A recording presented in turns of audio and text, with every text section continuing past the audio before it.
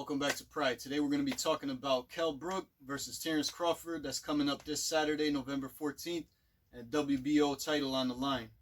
Now, I got Kell Brook winning this fight. I got him pulling off the upset, and I don't even think it's going to be that much of an upset because people are putting Kell Brook down where they should be giving him a little bit more respect. He's a former champion, and he's been in there with some really good fighters, Gennady Golovkin, Errol Spence Jr., so he's got the experience and he's got the ability to win this fight.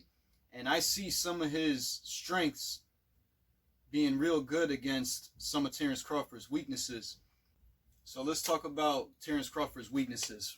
For starters, he's a southpaw. If you're in that southpaw stance, you got those hands up, he doesn't keep that right hand up. He keeps that right hand low.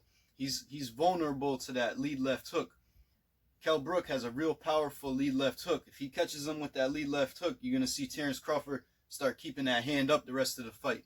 So that's one punch to watch out for, is to watch those lead hooks. Anytime you have an orthodox fighter going against a southpaw fighter, which both fighters can switch. Kell Brooks is real good at switching, so you might see him fighting orthodox or southpaw, as well as Terence Crawford. They're both good at switching. But if you have a situation where Kell Brooks is standing orthodox and Terence Crawford is in his southpaw stance and he's got that hand low, you're going to want to see those lead left hooks from both guys. But being that Terence Crawford really leaves that hand low and doesn't seem to react well to those left punches, he might get caught with some good left hooks. You're going to see him bringing that hand up throughout the rest of the fight. So that's one punch to watch out for from both guys. Another thing to watch out for from Terence Crawford, when he throws combinations and he moves forward, he backs away. After throwing those combinations, he'll back straight out with those hands still out. He doesn't really snap them back to the jaw and protect himself when he's on the way out. And if you've seen Kell Brook in any of his previous fights, anytime he's in that situation where an opponent rushes him, like Shawn Porter when he won the title from him, on the way out, Kell is always throwing that straight right. He's always ready to throw something. So on the way out, when an opponent rushes them and then steps back, if they're not defending themselves, they're going to get caught with that straight right repeatedly. So I see him landing that punch on Terence Crawford a lot in this fight and doing some damage with it. Another punch that I would be using against a Terence Crawford that keeps that right hand low when he's in that southpaw stance is that pop cross, lead cross, really lunging forward with that lead cross. So if Kell can land some jabs in the beginning of the fight, which I know he will, because he's always landing jabs in the early rounds.